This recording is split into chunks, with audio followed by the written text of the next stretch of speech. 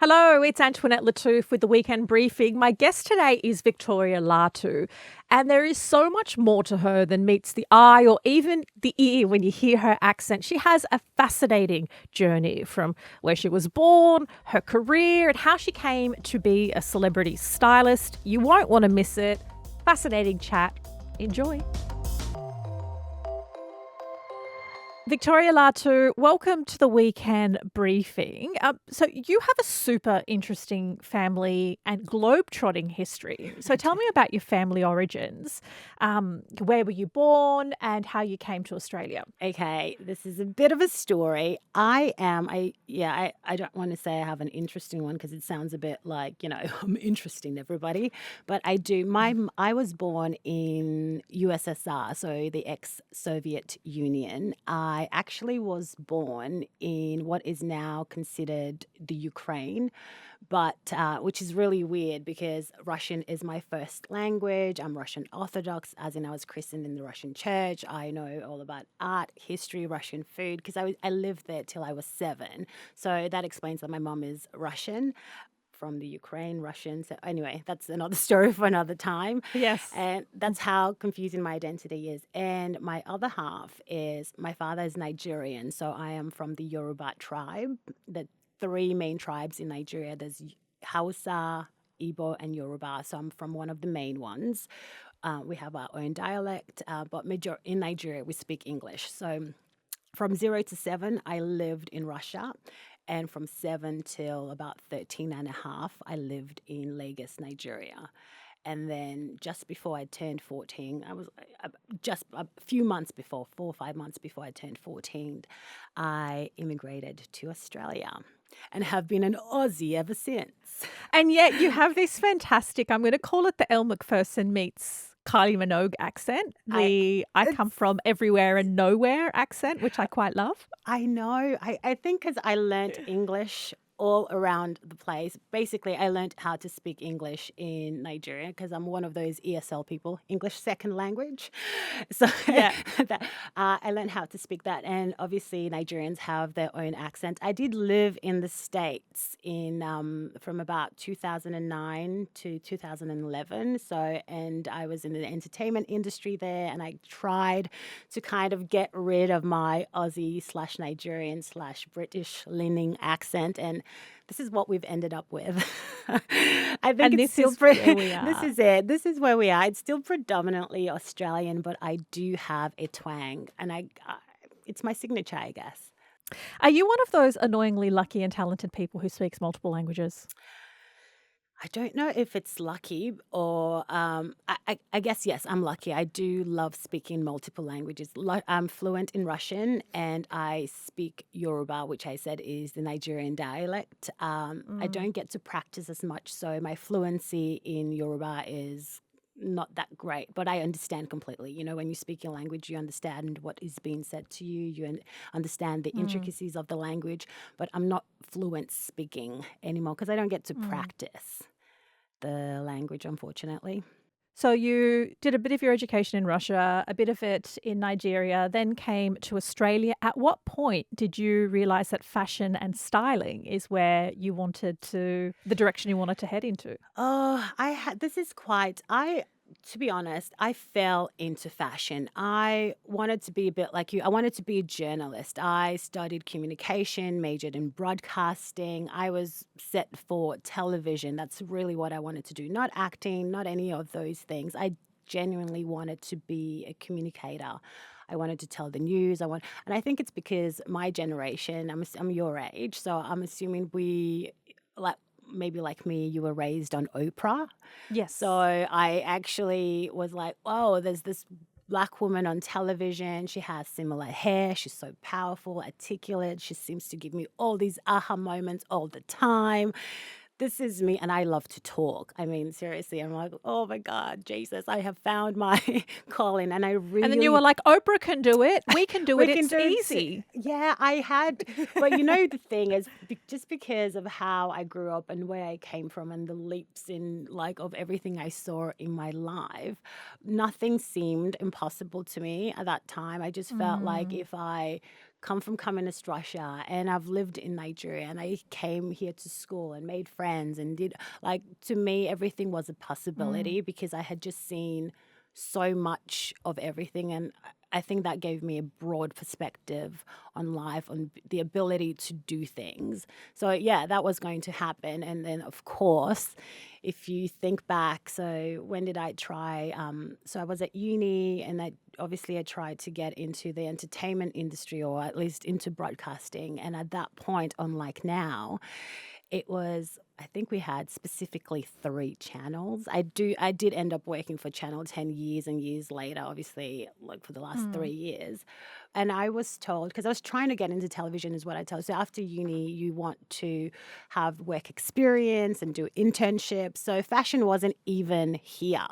I wasn't ever, Yeah. because we didn't have. Back then, when I say back then, I sound a bit old, don't I? Back in the day. You're talking like late 90s, early 2000s? Early Is that what you're 2000s, talking? because I came to Australia in 97. So early Yeah. 2000s. When did I finish uni? I'm going to say, early 2000s. It was practically impossible for somebody like me to get a job on. It was actually practically impossible for anybody to get a job on air in Australia, let's be honest. Yeah. But then looking like me was just like, are you kidding? What is happening? So we were relegated to maybe like segments on MTV or VH1 or like The Token. The Token was a big thing. So why I'm telling this story was like I just could not, no one would put me in anything on television just because I didn't cater to anybody at that time, or at least that's what we were told. And so I tell this story because there was a casting call, but I was like, that's my opportunity to maybe get onto television and get in there and like work my way up.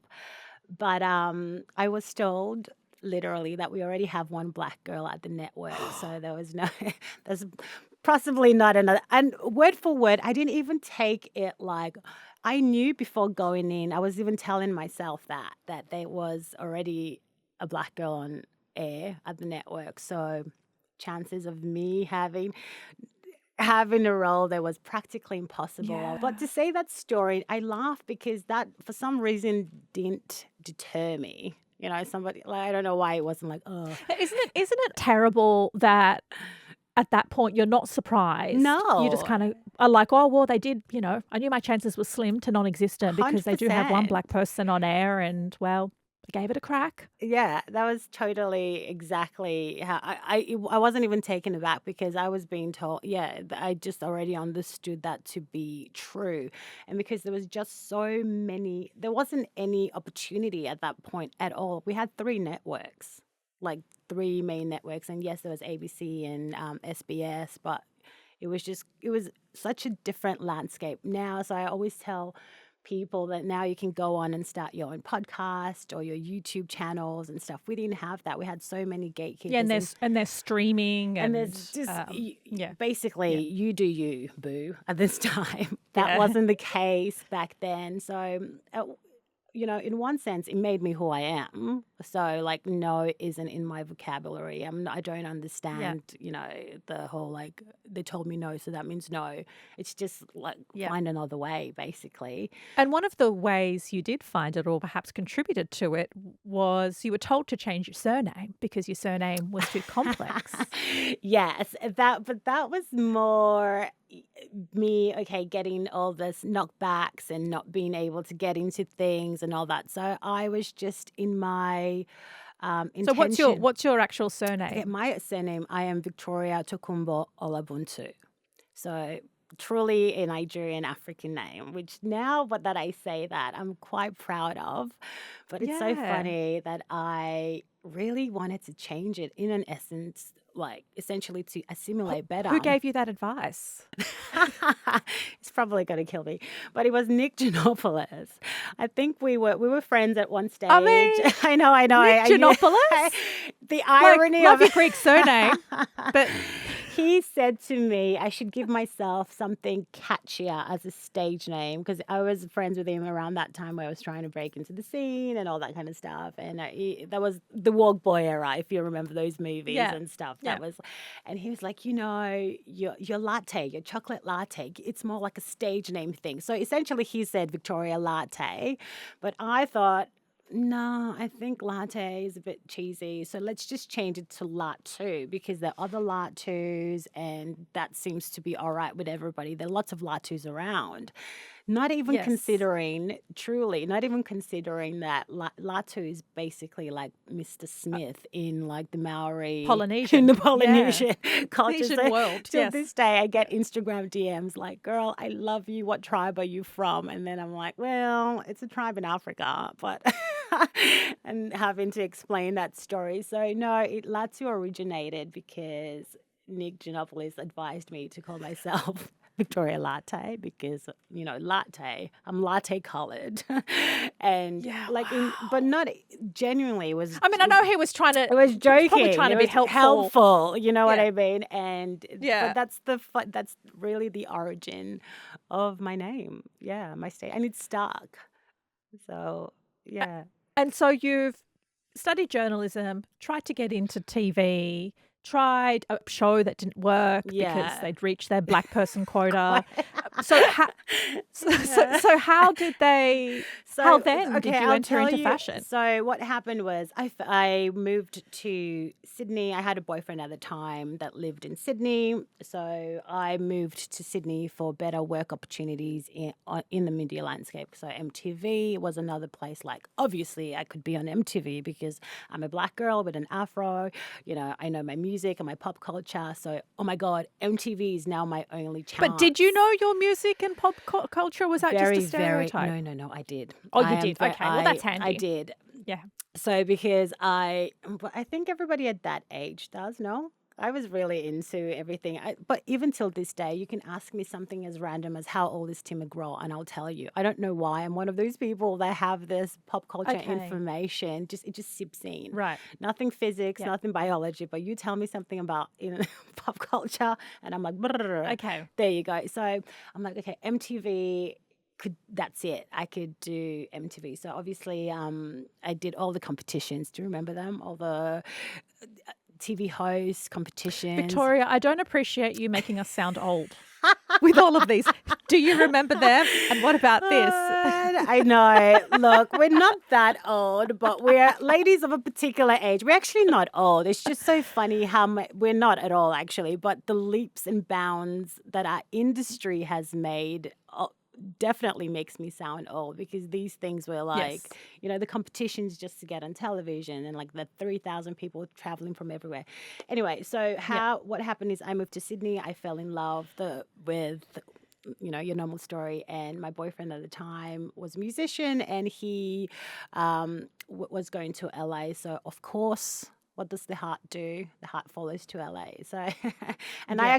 I also did think there would be more opportunities for me in Los Angeles anyway. So I'm like, okay, this is a chance.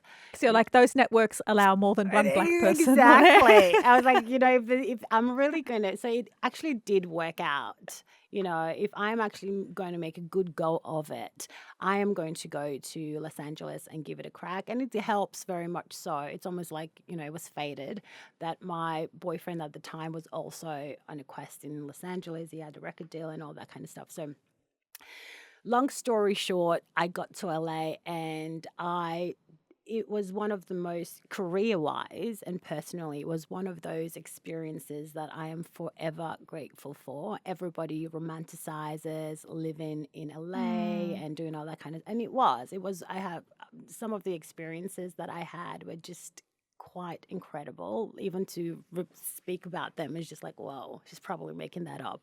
No, I wasn't. No, I'm not. But it also gave me all the work experience. So I was in Los Angeles, everybody's a performer, everybody's an artist, everyone is trying to make it in the business. And that's essentially what we did, as well as party a lot as well. But I was always in castings, auditions, and productions. I basically got to being a host and a presenter and a producer. I produced segments, I worked for different production companies, I made packages. There was a red carpet opening every single night in Los Angeles, and everybody and sponsors needed to do packages. So what you would do is you would go on the red carpet, or a production company would put you on a red carpet with a microphone to interview all the B grade, C grade, D grade celebrities that are lining up to this event just for content. Because content was just kind of starting there, and there were lots of in style entertainment, CW entertainment, E entertainment, like different places that needed these packaging. So essentially, I did learn a lot about hosting, producing segments, how things worked in the media landscape. Living those 3.5, 4 years in Los Angeles, I did gather a lot of production experience, a lot of speaking experience, a lot of hosting experience. So I honed my skills there and I was pretty confident with that. And I say this to say that when I came back here, television still wasn't happening and there still wasn't any opportunities for a Black Afro lady on network television at that point. So the other thing that was always cooking in the background is I was always told that I had great style. People always came up to ask me what I'm wearing, even when I was in high school, right? So I'm thinking there's another thing that I could do here. And that was when blogs were starting off. I don't know if you're like, because blogs were a thing at a point. So I'm thinking, you know what, e-commerce is what the next thing is, and I could definitely do this because I can tell you what top is hot because I just know. I like if I see that and I see this, and I can tell you what's going to be hot next and what you can buy and what the best thing is on the market. You know what splurge versus save. Those options were like natural to me. So I put this website together called Talking Shop. So, and it was with the intention of like, we're going to talk shop as in have a conversation and talk what's literally in shop. Because I was also inspired by what was happening in LA at that moment. A lot of e-commerce websites were coming up, all that kind of, it was going online. So I was just going to do it all myself here in Australia. But I'm just telling you how I ended up in the whole fashion scenario. But obviously the dream was still to be on television and things were happening at Studio 10 and they hired a lady called Tamara Simonu and Yes, she a friend of was, mine. yeah, Yeah. yeah. And I just happened to read this online and I remember, and she was the producer on E Canada. And I swear to you, Yes. the moment I read that, I just got like a knowing. And I'm like, she'll get me. And I did everything I could to get a segment, just an appearance. And lo and behold, it's happened exactly as that. I was hoping she was there and she happened to be there. I had the segment, they called me in for a segment. And I executed, I hit all the points, I produced it to perfection, did that. And I'm like, if anything, at least she'll know this girl's got something. And she did. A few months later, she called me and offered me a job. She's like, you've got something, and forever grateful to her. But anyway, that's how I ended up in fashion on television. So I put both my skills together, basically. Yeah. And Amazing. opportunity means what is it? Practice meets opportunity or preparation meets opportunity. But I knew that that would be opportunity if I could get in front of her. She will get it and she will give me that opportunity. I just had to deliver on it.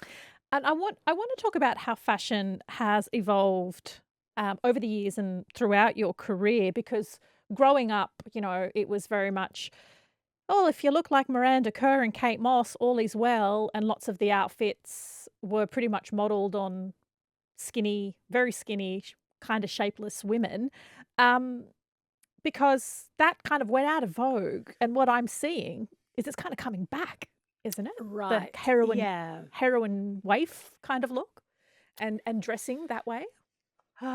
This Or is a no, am I very wrong? no, you're not wrong. I think the problem is people try to make fashion one thing or the other, and okay. First of all, there has to be a differentiation between fashion and style. So fashion. This is how I obviously talk about this conversation. So fashion is an industry. I work in the fashion industry. It breeds insecurity, or it thrives on insecurity. It thrives on trends, fast fashion, things. It's a business, basically, is what I'm saying. Style is something different. Style, great style, or when you say somebody has style, style can only come from great self awareness, which means you know what you like, you know what your body looks great in, you know what you want to Mm. spend your money. So essentially, people you conflate those two and treat them as one, but they're two very different things. So when we're talking style, I don't think that those things apply, like, wafer looks or curvier looks or all that, because style should be very intricate and personal. And people with great style is usually regardless of the body shape. You just say that person has great style, and you know their style instantly when you look at it. Fashion is something completely different. Fashion is an industry, and fashion is exactly what you're saying. They have trends. It's all about insecurities. It's what are we talking about? So I obviously try to differentiate them when Yeah. I try to That's a really talk. good point. Yeah, because And I hadn't they're really thought about it. it is, and I think I actually think also style in the way they do kind of intersect, because style is so much intertwined personally, as somebody that also did styling and worked with people and obviously gives styling advice and all that. It's at that intersection of like self-esteem and style, because most of the time you can, and I think that that's when it topples into fashion, if you're following what I'm saying. Let's talk more about style then, because whenever I think of stylists, and look, as someone who's worked in television for many years, I had people that were network stylists who were like, wear this, do this, and that was very fortunate, and I was given clothes to wear, which I unfortunately had to give back. And so somebody did the thinking for me, but not many people interact with a stylist. Not many people either have the means or have the job in which a stylist is a requirement. So and I hate to use the word regular people because that's such a patronizing, how do people outside of industries where styling is part of their jobs, how do they understand their style or lean into their style or do all those things short of hiring a stylist? Okay, so the truth is, to know style, to have great style, to work on your style, you kind of have to get to know yourself. So style is definitely not about seeing something on an influencer, and I say it like a disease, an influencer, or like a famous,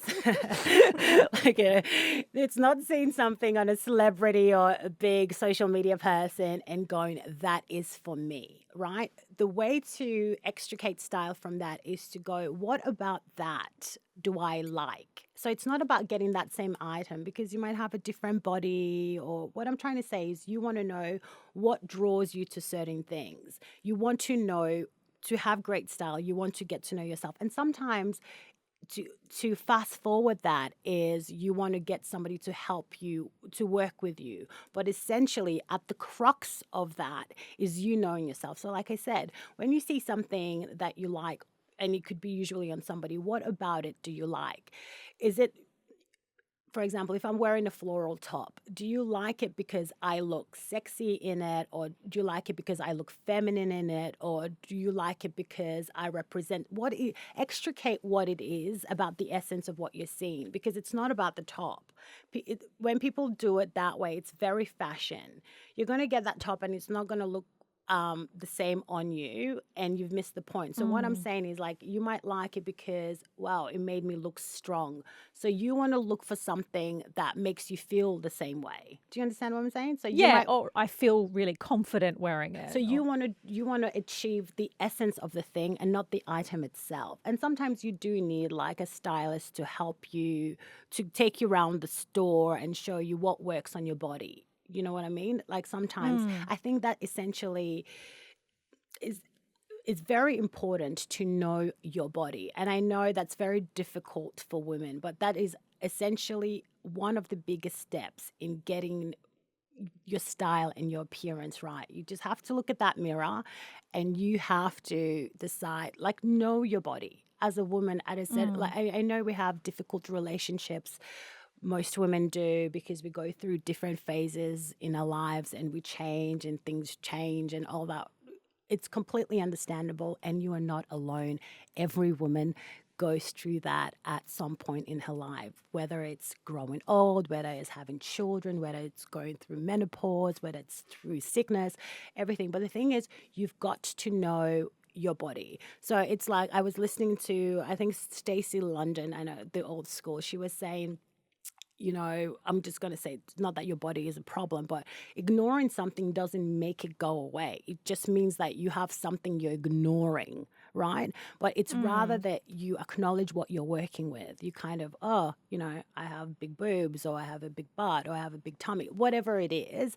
And then you kind of work with it rather than try to avoid it. So to me, great style starts with knowing yourself, knowing what you like, and definitely getting in touch with your body. And when you accept that and do that first as the foundation, then styling it becomes a lot easier. Is it hard to be stylish or style conscious as well as be conscious of fast fashion and the environmental impact, as well as being conscious of the cost of living crisis and not spending too much? I mean, do you have any tips or pointers on how you can be stylish and confident individual and not be a bit like me, who's sometimes, I'm going to admit, a bit of a jerk because I do shop on fast fashion sites because they're cheaper.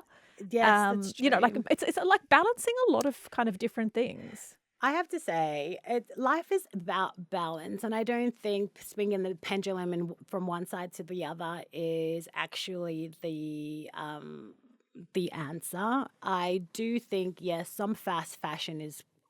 I agree. Some fast fashion is quite. How can I say? It's really bad. It's what it's doing to the planet and all that. But the truth is, all fashion is like that. So I know fast fashion does more of the damage, but most of the luxury fashion isn't actually made that differently. It's all about denim or leather. The production of things is still it's still destructive to a planet, right? It's just that fast fashion goes But at a there are faster some pace. items Mm-hmm. like linen and cotton, while they might use a lot of water in their production, they decompose differently to, say, synthetic, which takes hundreds of years and ends up in our waterways in landfill and things like that. So there is a difference in terms of sustainable clothing and some of the synthetic faster fashion.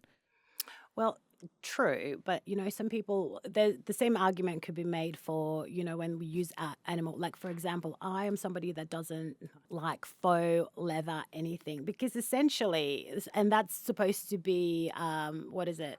More. Sorry, you can cut this out. But what's the more sustainable? Because No, but it also doesn't last as long. So if you have and leather, doesn't last as, that's what I mean. So when it comes to Yeah. things like that, I would most certainly say get a nice leather bag, get some nice leather shoes, a nice leather jacket over the plastic that doesn't last half as much and Yes. frays. And so and look after it. The last time I bought a leather jacket was 9 years ago. That's and I only have it right. and I wear it And all I the wear time. it till this. So that's what I'm trying to say. It's not all greenwashed things are really greenwashed. So yes, Shein, for example, needs to really go away because their practices are horrible, right? They do have some nice styles, but also some things that are more sustainable actually aren't. Like I've just explained to you with the faux leather situation. I think that's more destructive. So it depends on what aspect. Again, you can't just paint everything with one brush. It depends on what aspect of the sustainability we are actually talking about. But it would help just in general for people to consciously spend. It will be helpful for your budget. It will be helpful for the planet. It will be helpful for everything in general to slow things down, conscious spending. And that's what I mean. I mean that if you know yourself, what you like and what you need, right, and you get your style not the fashion, the style aspect right, you will slow up on the shopping. Some fashion is my vice. I do it for a job. But every time somebody walks into my closet, they're like, "Oh my God, I thought you would have a lot more clothes than this." And I have quite a bit of clothes, I'm not going to say. But I could have way more than I do. But I am well aware of how I shop, what I need, what I'm lacking in my closet. So I don't rebuy. You know how sometimes something looks great on you and you buy 10 of the same things? That doesn't happen to me. So unless I need something replaced, I'm not going to buy 10 of the same item because I like it, because I already have one. And that comes from knowing what you have, what works for you. So that alone slows down the shopping. Yeah, so I think I think my takeaway from this is I have no idea what my style is. I need to have a good think about it because I am probably just buying crap for reasons I can't explain, and I'd probably buy less and enjoy it more if I sat there. want You to know what? I put. think about a lot of things in the world a lot. Like I think about politics a lot. I think about human rights a lot. I Oh, think yes. fashion is something I don't think about. You know, But and that's what I say. so It's like you can use it a little bit as I don't even want to encourage this as escapism because that pushes the consumer factor of it that I'm trying to rein in people. So the other I'm not going to label this point, but just in case anybody's listening and I could help you articulate that better. Choose 3 words that you think you represent you, like 3 words, basically. I'm chic, I'm feminine, okay, I'm strong. And you shop to those things and you don't shop outside of that to start you off, okay, basically. It's trial and error. So you choose 3 words and that you think, not even that you think, but you want because your style is, your appearance is your representation to people that mean. So how do you want to be perceived? How do you want the world to see you? That way. It's not that serious, but just take 3 words and start there. And it will come to you from practice. So if you can't do it visually like I do, because I can look at something and be like, I like this about it, right? And that speaks to me. But some yeah. people might need to actually Or extract the I'm gonna words. go for strong, smart, sexy. How's Strong, that? I can already give you 3 outfits that you will, I think Oh, I love that. I just, Okay. yeah, that I will give you a suit, like with a sheer Mm-hmm. top underneath. I'm trying to give you a color like that. Do you wear suits at all? Yeah. Yeah. Okay, good. Like a suit that, but I also will give you like, I don't know, for some reason you give me like, either because I've seen you in a bodycon dress, and I Yeah. really liked it. I'm thinking you should play that hand quite often because it's pretty good. I'm loving that. A suit, a bodycon dress, And I'm like something sheer. yeah, like something sheer. No, I like to mix the match. So under a suit that's so masculine, I like to put like a sheer top underneath. I like to juxtapose. Yeah. That's me in a nutshell. So I like that. I think that would be a great way for you to roll. I don't know, just in my All right. style. I'm taking it. I love it. I'm taking it. But for the rest of our listeners, I guess they can also have a think about 3 ways to describe their style, Yeah. or look at or have a picture of a couple of people in mind when they're trying to channel what it is they want to buy, so that they're more conscious and perhaps a little less wasteful. Mm. I actually would like, seriously, I want please write me and tell me if that helps. So it's completely confusing, but that has helped a couple of people personally, I know. So I try to tell everybody to try that for a starting point. So yeah. That is it for this episode of The Weekend Briefing. It's a place where we have the opportunity to get to know the interesting and influential people behind the headlines. We want to hear from you. Make sure you leave a comment below, like and subscribe. Catch you next week.